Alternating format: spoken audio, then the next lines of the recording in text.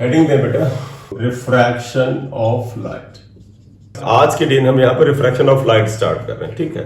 Refraction reflection से कैसे अलग है? रिफ्लेक्शन में जो सरफेस होता था वो एक साइड से पेंट होता था, सिर्फ एक साइड में उसमें शाइनिंग सरफेस होता था। रिफ्रैक्शन उन जगहों पर होगा जहां पर मीडियम ट्रांसपेरेंट होगा। और हम सबसे पहले पढ़ेंगे रिफ्रैक्शन ऑफ लाइट। जब लाइट रे एक ट्रांसपेरेंट मीडियम से दूसरे ट्रांसपेरेंट मीडियम जाती है तो उसकी स्पीड चेंज हो जाती है और इस वजह से वो अपने रास्ते से हल्का सा बेंड हो जाती है। इस बेंडिंग को ही हम रिफ्रैक्शन कहते हैं। तो इसमें अगर डेफिनेशन करें तो हम कहेंगे when light passes from one transparent medium to the other transparent medium, then it is deviated from its path. It's a path. It is called refraction. It is called refraction of light. जब light रे बेटा rarer medium से denser medium में जाती है तो वो देखो बेटा, ये हम बताते हैं कैसे जाती है। देखो ये इंसिडेंट रे है। इंसिडेंट रे जहां पर गिरे उस जगह पर एक नॉर्मल डाल दीजिए। इंसिडेंट रे और नॉर्मल के बीच का एंगल एंगल ऑफ इंसिडेंस होता है। इस लाइट रे को जाना इस रास्ते पे चाहिए था अगर मीडियम बदलता नहीं, लेकिन अब अगर वो रेरर से डेंसर जाएगी तो बेटा ये जानते क्या होगी, इस रास्ते डॉटेड पाथ पे जाने की बजाय ये जो नॉर्मल है N1 N2 इसकी तरफ हल्की से बेंड हो जाएगी। कब? जब रेरर से डेंसर जाती है तो ये नॉर्मल की तरफ झुक जाती है। ये रिफ्रैक्टेड रे है। रिफ्रैक्टेड रे और नॉर्मल के बीच के एंगल को एंगल ऑफ रिफ्रैक्शन कहते हैं। Angle of incidence, it is the angle between incident ray and normal. Angle of refraction, angle between refracted ray and normal. देखो बेटा, लाइट रे को जाना इस डॉटेड पाथ पे था, लेकिन इस मीडियम में डेंसिटी की चेंज होने से ये बेचारी यहां से यहां गई, तो ये एंगल ऑफ डेविएशन हो गया। This is the angle by which it is deviated. आप ज्योमेट्रिकली देखो बेटा, तो आप जरा यहां बताइएगा, ये अगर एंगल ऑफ रिफ्रैक्शन R है तो आप देखो ये एंगल I है, तो ये पूरा एंगल I के बराबर होता है, वर्टिकली अपोजिट एंगल। तो ये पूरा एंगल I है, इसमें से R अगर सब्ट्रैक्ट करें तो delta equal to I minus R होता है। तो यू कैन से दैट कि इस केस में जब लाइट रे रेरर से डेंसर में आती है तो एंगल ऑफ डेविएशन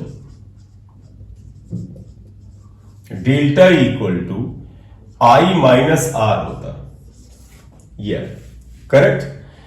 अब अगले में हम डेंसर से रेरर अगर करें, देखो लाइट रे इंसिडेंट रे और नॉर्मल के बीच का एंगल एंगल ऑफ इंसिडेंस। ये डेंसर मान ले रहे हैं मीडियम, ये रेरर मीडियम है। जाना था बेटा इस रास्ते पे, लेकिन जब बेटा डेंसर से रेरर जाएगी तो ये लाइट रे बेटा क्या होगी, अवे फ्रॉम द नॉर्मल। ये जो नॉर्मल था N1 N2 इससे दूर भागेगी और ये ऐसे चली जाएगी। रिफ्रैक्टेड रे ये है, नॉर्मल ये है, इसके बीच का एंगल ये एंगल ऑफ रिफ्रैक्शन आएगा।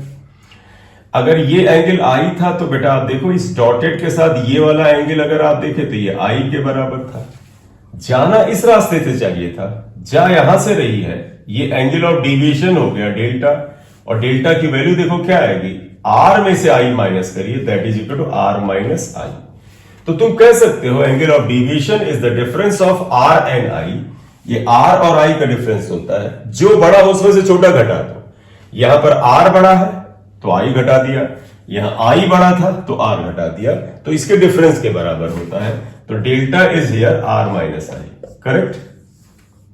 Yes sir. What is the cause of refraction बेटा? रिफ्रैक्शन का कारण क्या है? Speed of light is different in different transparent medium. Cause ये reason of refraction। Cause of refraction जो बार बार हम बोल रहे हैं, speed of light is different in different transparent medium. Speed of light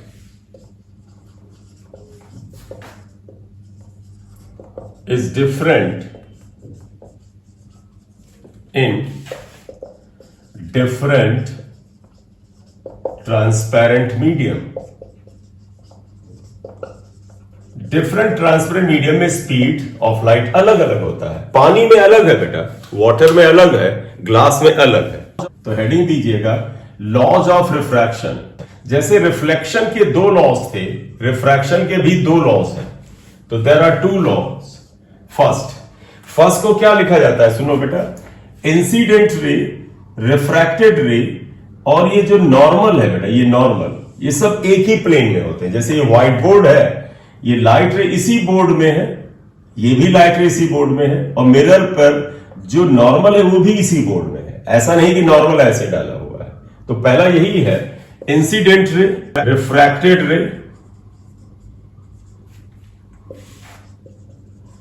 and normal lie in same plane. Second law बड़ा महत्वपूर्ण है, इसे हम स्नेल्स लॉ कहते हैं, Snell's law. Sine of angle of incidence to the ratio of sine of angle of refraction, which is constant. It's constant. देखो बेटा, हाँ. जब लाइट रे एक ट्रांसपेरेंट मीडियम से दूसरे ट्रांसपेरेंट मीडियम में जाती है, यानी for two transparent pair of media, दो ट्रांसपेरेंट पेयर ऑफ मीडिया के लिए the ratio of sine of angle of i, जिसे एंगल ऑफ इंसिडेंस कहते हैं, and angle of refraction r is constant. तो ये क्या कहता है, शॉर्ट में लिखते हैं बेटा, अगर पूरा लिखना तो आप लिख सकते हैं for any two pair of media, ratio of sine of angle of incidence. तो ratio of sine of angle of incidence to the या and sine of angle of refraction is constant.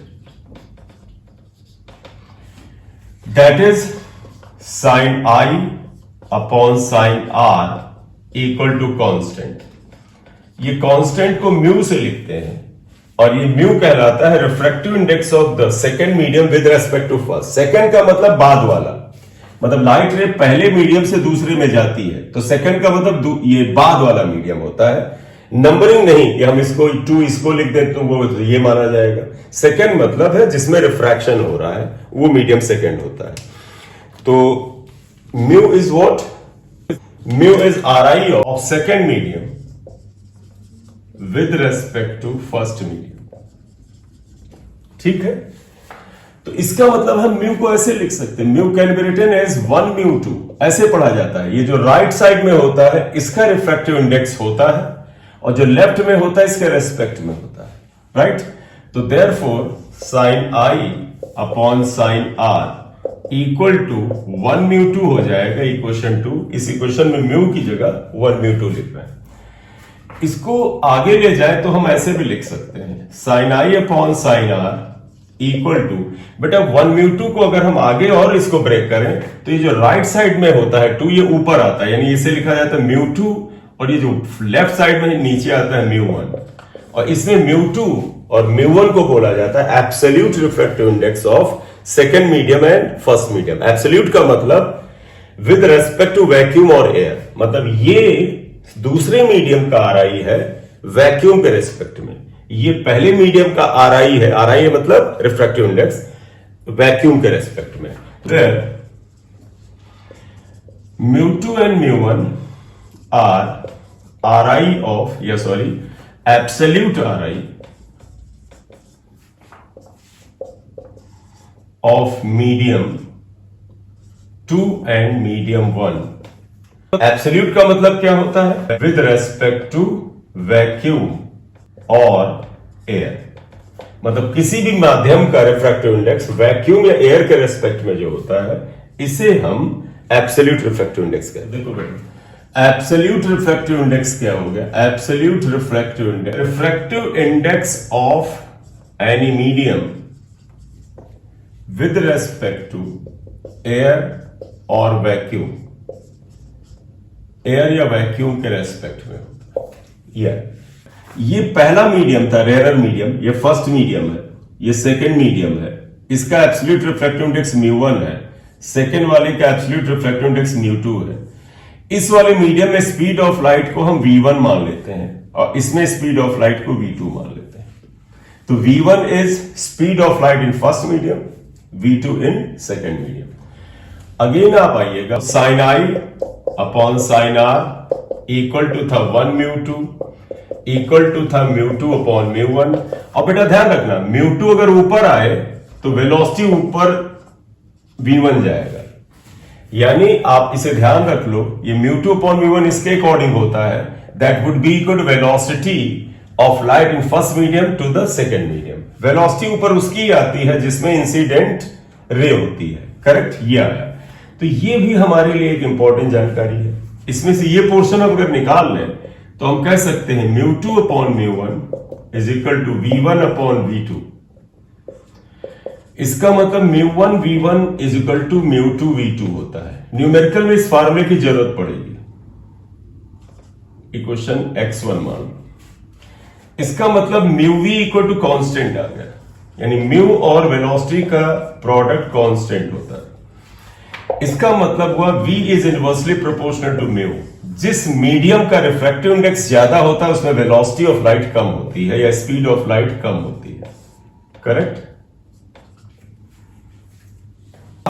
अब इसका अगर ग्राफ खींचना चाहे तो rectangular hyperbola आ ही जाएगा। Mu इधर ले ले, v इधर ले ले, तो आप होगा graph is rectangular hyperbola. Inverse का जब भी रिलेशन होता है रेक्टेंगुलर हाइपरबोला होता है। अब एक चीज और लाना चाहते हैं, इक्वेशन x2 को वापस उठाना चाहते हैं, तो कहोगे बट v इक्वल टू बेटा f लैम्डा होता है। f फ्रीक्वेंसी है बेटा, f इज फ्रीक्वेंसी। किसकी फ्रीक्वेंसी? लाइट की। लाइट इज अ वेव ना, तो उसकी फ्रीक्वेंसी आएगी। तो v equal to f lambda, इसको इक्वेशन x2 में रखें। देयरफॉर इक्वेशन x2 देखो, म्यू v की जगह ये वैल्यू लिख रहा है, f lambda equal to constant. एक लाइट की फ्रीक्वेंसी बेटा रिफ्रैक्शन में बदलती नहीं है, हम लिखा देंगे अभी। तो देखो mu lambda equal to constant आ जाएगा। क्यों बेटा? क्योंकि फ्रीक्वेंसी भी कांस्टेंट है। ये फॉर्मूला काफी इंपॉर्टेंट है, ये हमें आगे कई जगह पर मदद करेगा। म्यू लैम्डा इज कांस्टेंट, इतना लिखो बेटा। चलो, तो देखो यहां पे ये लिखला, mu lambda equal to constant का मतलब आया μ1 लैम्डा 1 इक्वल टू μ2 लैम्डा 2। इसे ध्यान रखिएगा, इसकी जब जरूरत होगी तो फ्रैक्शन में जब लाइट रे एक मीडियम से दूसरे मीडियम में जाती है तो क्या क्या बदलता है और क्या नहीं बदलता है, तो एक नोट में लिखिएगा, एक नोट लिखिए। इन रिफ्रैक्शन कोई पार्टिसिपेट करना चाहे तो वो करे बेटा।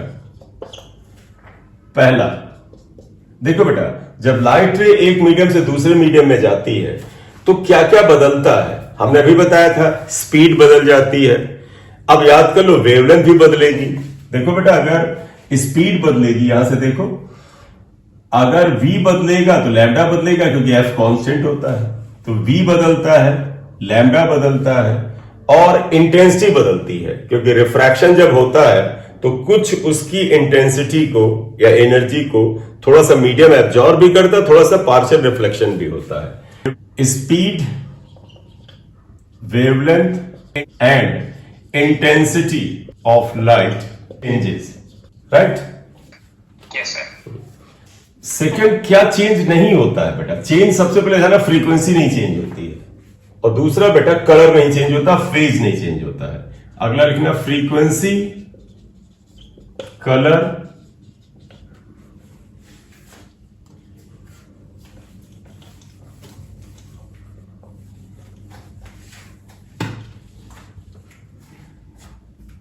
And phase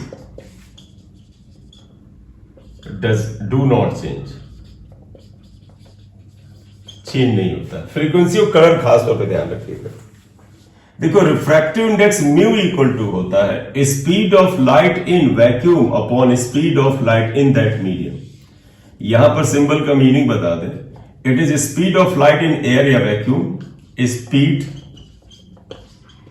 of light in vacuum और air upon speed of light in medium. ये फार्मूला हमारे ठीक ठाक काम का है। और तुम्हें यह भी पता है कि C की वैल्यू, सिंस C की वैल्यू जो होती है Vm से बड़ी होती है बेटा, वैक्यूम में स्पीड ऑफ लाइट सबसे ज्यादा होती है, इसलिए mu is greater than 1। Condition है जब लाइट रे रेयर मीडियम से डेंसर मीडियम जाता है तो डेंसर मीडियम का रिफ्रैक्टिव इंडेक्स, या उल्ट दूसरे ढंग से कहते हैं डेंसर मीडियम का रिफ्रैक्टिव इंडेक्स रेयर के रेस्पेक्ट में हमेशा 1 से बड़ा होता है। करेक्ट? Yes, sir. एक चीज और यहां थोड़ा पढ़ लें, फिर कल बात करेंगे। प्रिंसिपल ऑफ रिवर्सिबिलिटी 2 मिनट का है। प्रिंसिपल ऑफ रिवर्सिबिलिटी, इसका मतलब जानते क्या होता है? लाइट रे अगर कई मीडियम से गुजरे और उस दौरान उसके मल्टीपल रिफ्लेक्शन और रिफ्रैक्शन हो, लेकिन अगर आखिरी में उसके रास्ते को पूरी तरह से मतलब 90 डिग्री पे अगर एक मिरर आखिरी में उसके रास्ते को अगर रिवर्स कर दिया जाए, जस्ट रिवर्स कर दिया जाए, तो उसी सेम इनिशियल पाथ को फॉलो करता है। ठीक, तो इसमें आप क्या कह सकते हैं? आफ्टर सफरिंग, ये बेटा समझिए प्रिंसिपल ऑफ रिवर्सिबिलिटी है कि after suffering multiple refraction and reflection, if light is reversed, then it retraces the same path, वो सेम पाथ को वापस रिट्रेस करती है, उसी पाथ पे बेटे वो वापस जाती है। देखो एक लाइट रे ये आती है, फिर अगले मीडियम में गई, ऐसे चली गई, फिर मान लीजिए एक मिरर आपने रख दिया, ये इससे रिफ्लेक्ट हो गई और ये इधर गई, और फिर अगर मान ले फाइनली आपने फिर मीडियम को ही रख दिया, वो हो सकता है लाइट रे ऐसे चली जाए, ऐसे चली जाए, फाइनली आप इसको रिवर्स करें यानी वापस भेजें। इसके लिए 90 डिग्री पे एक मिरर को रख दें, और जैसे ही मिरर को 90 डिग्री पे रखोगे ये लाइट रे को वापस भेज देगा उसी रास्ते पे। लाइट रे रिट्रेस करती हुई इसी रास्ते पर वापस लौट जाएगी। बस ये है कि एनर्जी होनी चाहिए, ऐसा ना हो अंदर तक पहुंचते पहुंचते पूरी की पूरी एनर्जी का लॉस कर दिया हो और बचे ही ना, तब तो अलग बात है। अदरवाइज एनर्जी कंजर्वेशन के हिसाब से अगर बनी रहे तो देखो सेम रास्ते पे लौट जाती है। देखो मीडियम 1 है, मीडियम 2 है, लाइट रे यहां आती है और एंगल ऑफ इंसिडेंस आई पे आती है, और फिर बेटा देखो रिफ्रैक्ट होती है और एंगल ऑफ रिफ्रैक्शन आर होता है। अगर हम रास्ते में इसके 90 डिग्री पे एक मिरर रख दें जैसे वहां रखा था, तो ये सेम रास्ते पे लौट जाती है। इसमें लाइट रे आई ए एम जो है ये डायरेक्ट रे है, और फिर जब ये लौटती है तो रिवर्स रे ये है बेटा M A I. Snell's law अगर हम आई ए एम के लिए लगाएं और फिर हम एम ए आई के लिए लगाएं तो देखो क्या रिजल्ट आता है। By Snell's law for I A M देखो आएगा sine I upon sine R equal to 1 mu 2 आएगा। इसमें कोई नई बात नहीं है। Sine I upon sine R equal to refractive index of second medium with respect to first. अब अगर हम फॉर एम ए आई लगाएं बेटा, एम ए आई का मतलब बेटा इंसिडेंट रे अब ये हो गया, तो इसका मतलब आर अब एंगल ऑफ इंसिडेंस हुआ, तो यहां आई की जगह आर आएगा, तो स्नेल्स लॉ लगेगा साइन आर अपॉन साइन आई। और बेटा यहां समझना, अब बाद का मीडियम 1 आ गया तो इसे लिखोगे refractive index of second medium with respect to first, multiply कर दो sine I upon sine R into sine R 1 mu 2 into 2 mu 1, ये कैंसिल हो जाता है। तो देखो जो रिजल्ट आता है यही प्रिंसिपल ऑफ रिवर्सिबिलिटी का इंपॉर्टेंट रिजल्ट है। देयरफॉर देखिए 1 equal to 1 mu 2 into 2 mu 1, ये आता है। तो इसका मतलब बेटा 1 mu 2 into 2 mu 1 is equal to 1 होता है। इसे याद रखने में आसानी है। देखो अगर 1 और 2 का ऑर्डर बदल दें तो इनका प्रोडक्ट 1 होता है, तो ये तुम्हें ध्यान रखना चाहिए। या इसका एक और अच्छी बात है, देखो 1 म्यू 2 को हम 1 अपॉन 2 म्यू 1 लिख सकते हैं, यानी कभी भी मीडियम का ऑर्डर बदलना हो, यानी देखो refractive index of second with respect to first है, हमसे कहा जाए तुम ऐसा करो refractive index of first with respect to second बताओ, तो रेसिप्रोकल में कर दो। हमें कहा जाए refractive index of first with respect to second बताओ, तो रेसिप्रोकल कर दो। तो इनका ऑर्डर अगर बदलना है, देखो ये उल्टा कर दिया, तो 1 में कर दो। ये इसका एक इंपॉर्टेंट आउटकम है। बोले बेटा, क्लियर? चलिए बेटा, अभी इसमें इतनी बात करते हैं, फिर कल इसमें जब और बात करेंगे तो हम इसमें क्वेश्चन करने के लायक हो जाएंगे। रिफ्लेक्शन के क्वेश्चंस करो। तो बेटा अभी हमने आज रिफ्रैक्शन का जो फिनोमेना पढ़ा, इसमें स्नेल्स लॉ और उसके आसपास की बेसिक फंडामेंटल चीजें पढ़ी, और ये इंपॉर्टेंट भी हैं। नेक्स्ट लेक्चर में आगे बात करते हैं। ओके बेटा, good night, thank you. Good night sir. Good night, Good night. Good night बेटा।